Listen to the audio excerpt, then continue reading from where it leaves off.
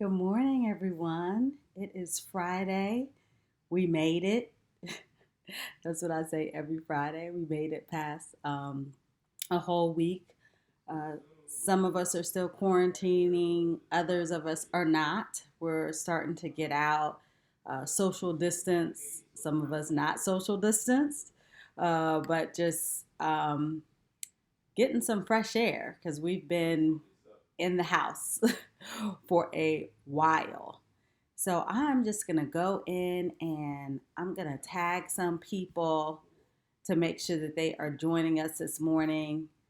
And if you come into, as you join us, just say good morning, say what city you're from. I'm here in Atlanta, Georgia. As you can see, it's an absolutely gorgeous day outside. So we are off to a good start. But as everyone knows who's lived in Georgia, there could be just a monsoon rain that will spontaneously pop up as well. So you never do know. So I am going to tag some people so that they can join us this morning so we can get started. I'm excited about our conversation today. We will focus on solutions and how to move forward in the work that we do. All right, let's see. Live now. What to do after the storm. Let's see who we can tag on this. See what friends we can tag. Right. All right, let's see. Live now. What to do after the storm. Let's see who we can tag on this. See what friends we can tag. Right. All right, let's see. Live now. What to do after the storm. Let's see who we can tag on this. See what friends we can tag. Right. All right, let's see. Live now. What to do after the storm. Let's see who we can tag on this. See what friends we can tag. Right. All right, let's see. Live now. I don't know why it has me repeating over and over again. So I posted, again, my name is Makara Rumley. I'm the chief founder and chief engagement officer of Hummingbird Firm. We are a community engagement consulting firm. And what that means is we help corporations and governments and companies connect with communities that are impacted by their projects, large projects, environmental cleanups, roads and bridges, trails, parks, and and and a community is made up of the residents that live there, of churches, of small businesses, recreation centers, uh, local precincts, elected officials. It takes a lot of different people to that really make up a community. So as you join the chat, just say good morning and say what city you're in, and Hopefully, your background looks as good as my background because it looks like it's going to be a gorgeous day. And we need these gorgeous days to temper a lot of unsettled feelings and emotions and unrest that we are experiencing right now. And I want to connect that to community engagement and how, good morning, Naima, and how community engagement can really be a step forward for solutions. If you think of a storm, right? A storm is destroys. A storm is powerful. A storm is violent. But after that storm, you will see the sun come out. And if you're lucky and in the right location, you'll see a rainbow as well. But then what do you do? What do you do after that storm occurs? What do you do after the chaos, right? And the status quo has been upended.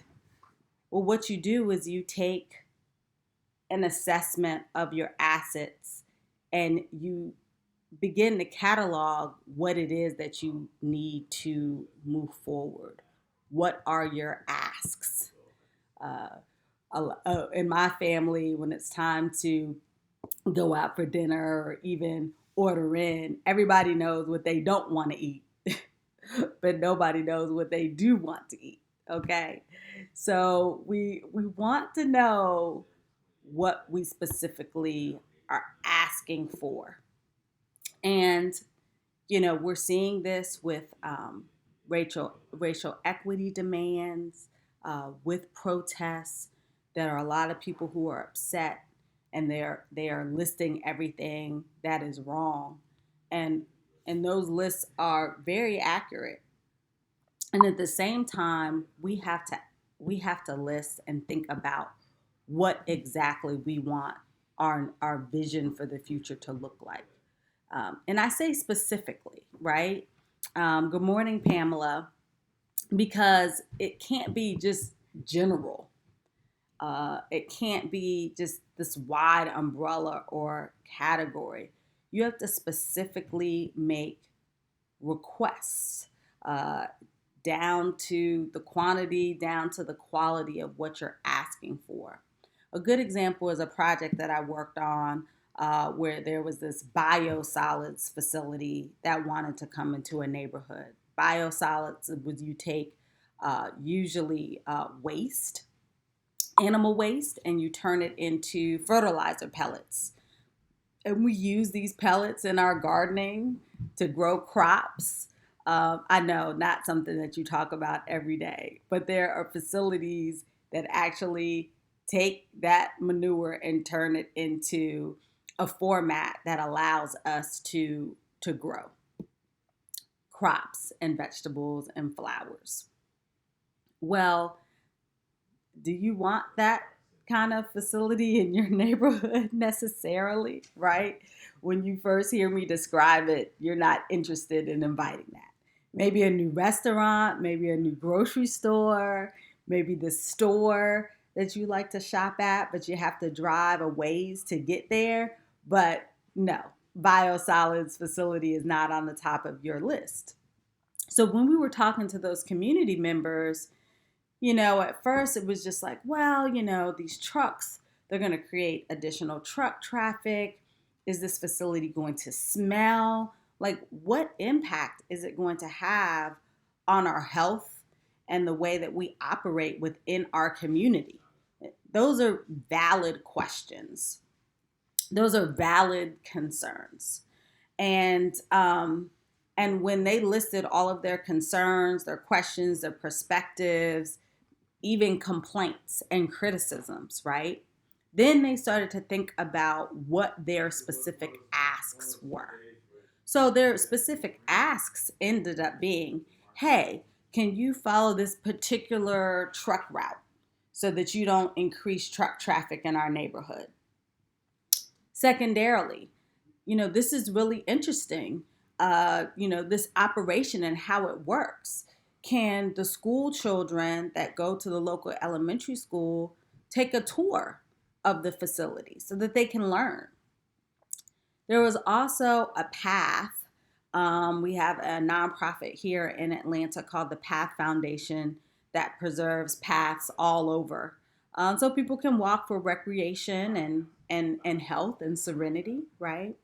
And part of one of those paths was on the property of where this biosolids facility was. So another request from the community was, can we make sure that that path is not blocked off, because we still want to use that even though you may start to operate on this property.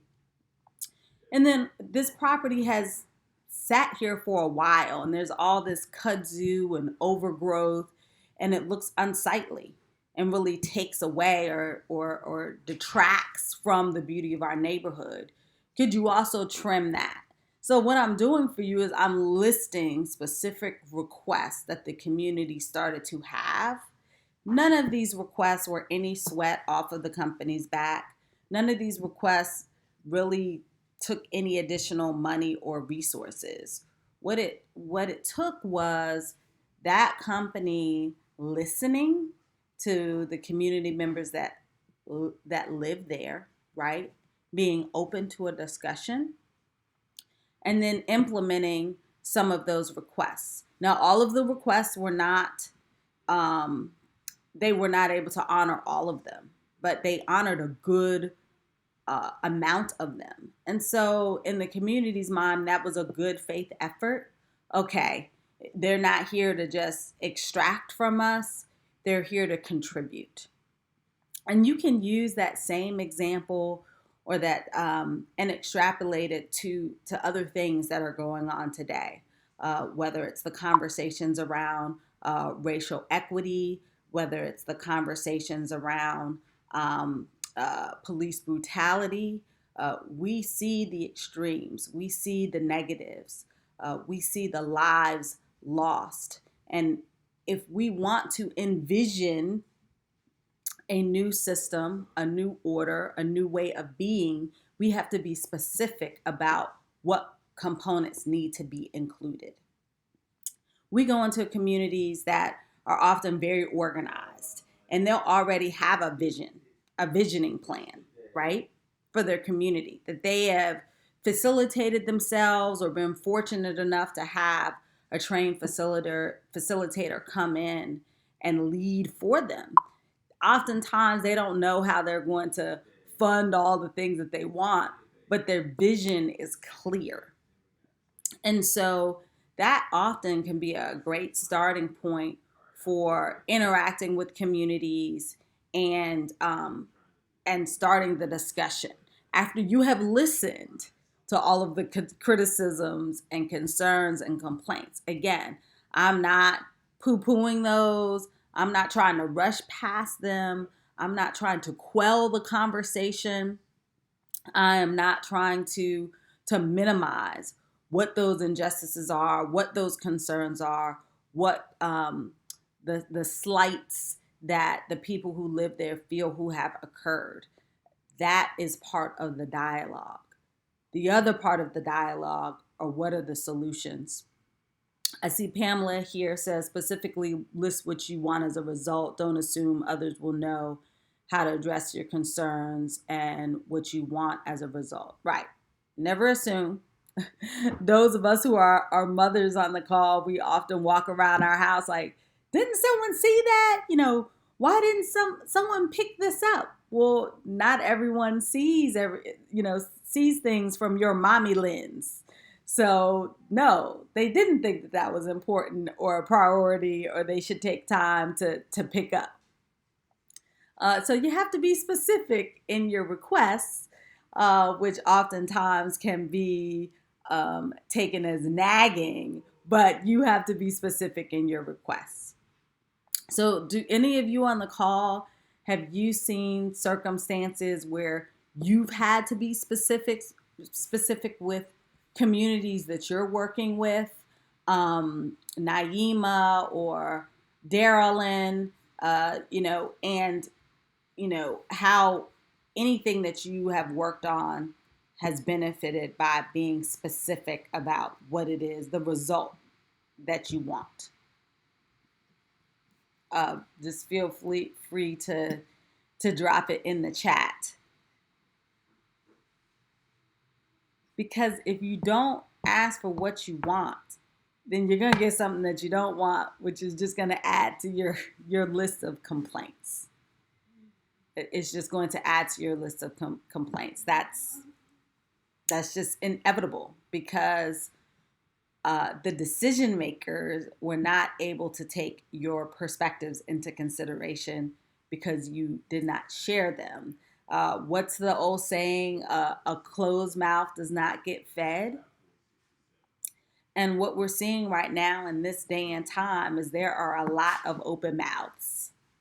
And there are a lot of folks expressing the specifics that they want about their vision for the future. And there are a lot of different perspectives. But the those that speak up and those that ask have a greater chance of achieving that vision, have a greater chance of that vision actually being going from conception to actualization. And it's all about, just really being clear. And there's got to be some more synonyms for specific.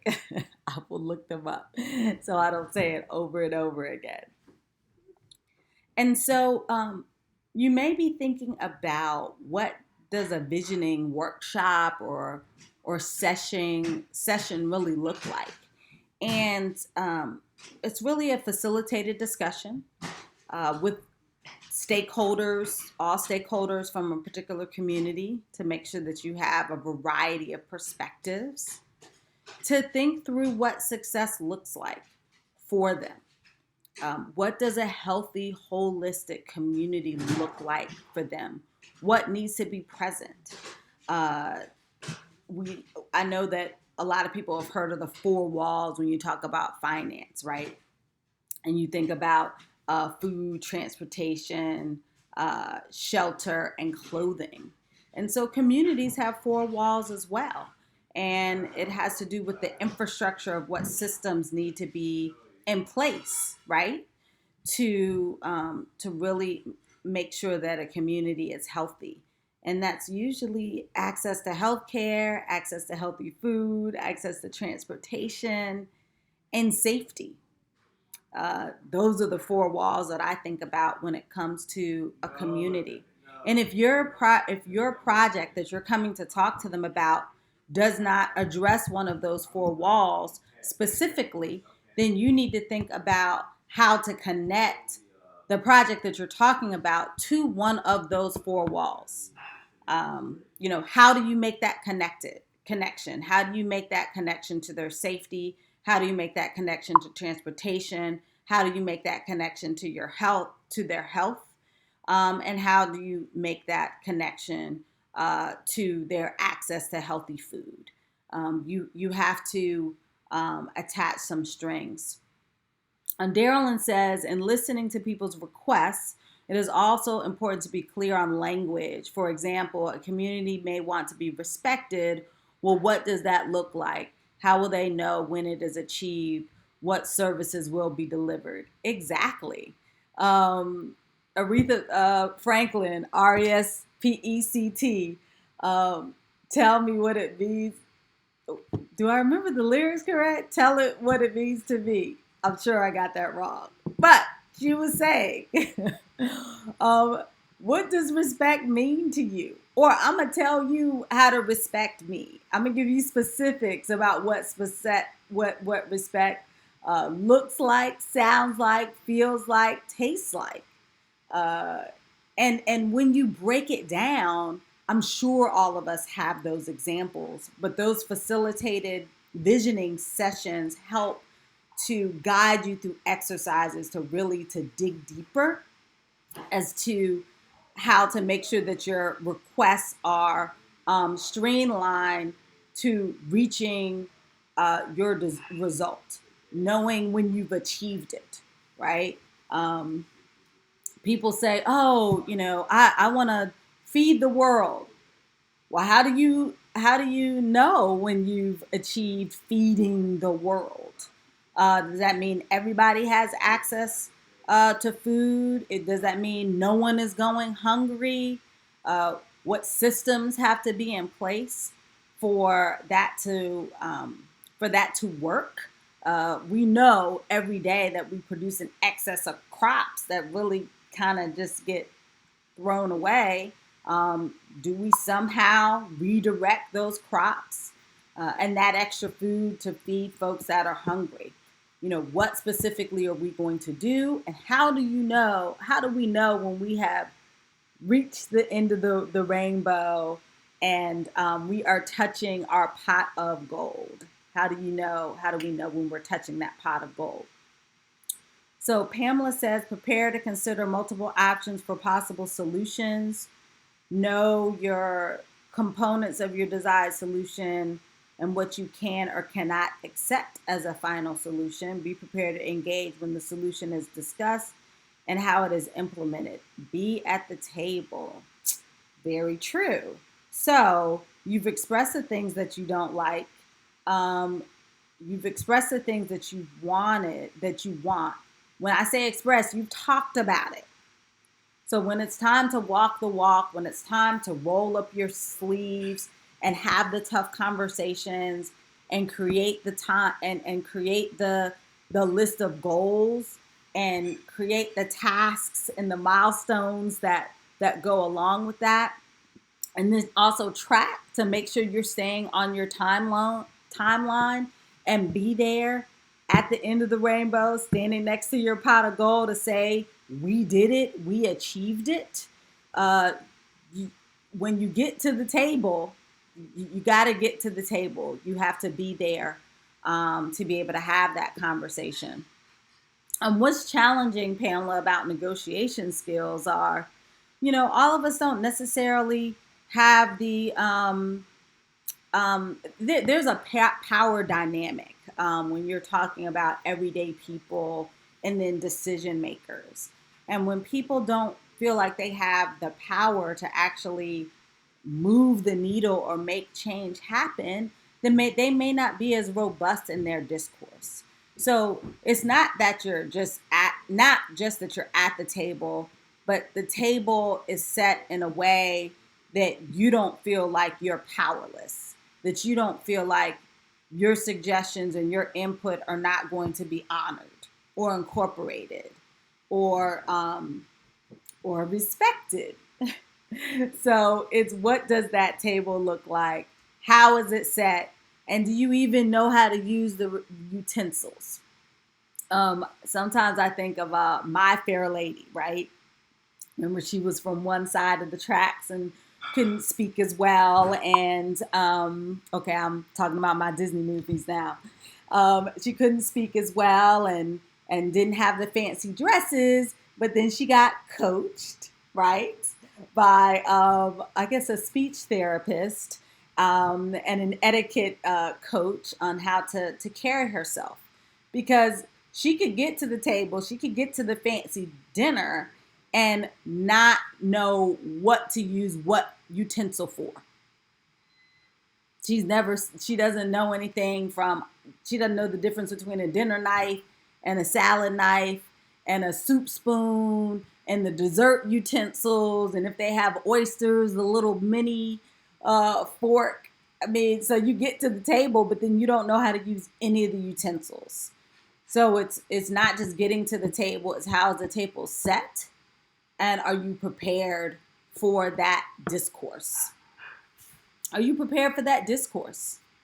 A good example would be if you are, you know, valedictorian in your inner city school and you get this scholarship to a fancy college, but you realize that yes, you were valedictorian at your school, but it may not have prepared you for the learning environment that you're now in. So you're at the table, but you're not able to excel because you're not as prepared as you thought you were. So it's making sure that we are prepared and knowing your vision and having a list of what it is that you want to be achieved, knowing what success looks like, that is part of the process of being prepared. That is part of the process of being prepared. I'm just really glad that all of you have joined me today for this discussion, talking about what solutions uh, look like. Please continue to follow us on Facebook as well as LinkedIn, and we have a YouTube channel where we are going to start. Thank you, Claudia. Being prepared is truly the key, right? Um, we have a YouTube channel where we will be starting to post a lot more videos and tools that we can use so that we can all be successful in this work with community engagement, especially in our underserved and underinvested communities that often are seen as a group of people that are more challenging to connect with and reach. Uh, but it's not that there is a challenge, it's just that you need to be culturally competent and know what language and approaches are appropriate for those people. And that's what we excel at here in Hummingbird. So if you're interested in talking with me more, in developing solutions, please visit our website. You'll see where you can schedule an appointment with me, with us, to talk about developing solutions for your community engagement projects. Have a wonderful rest of your Friday and weekend. Stay safe and stay healthy. Goodbye.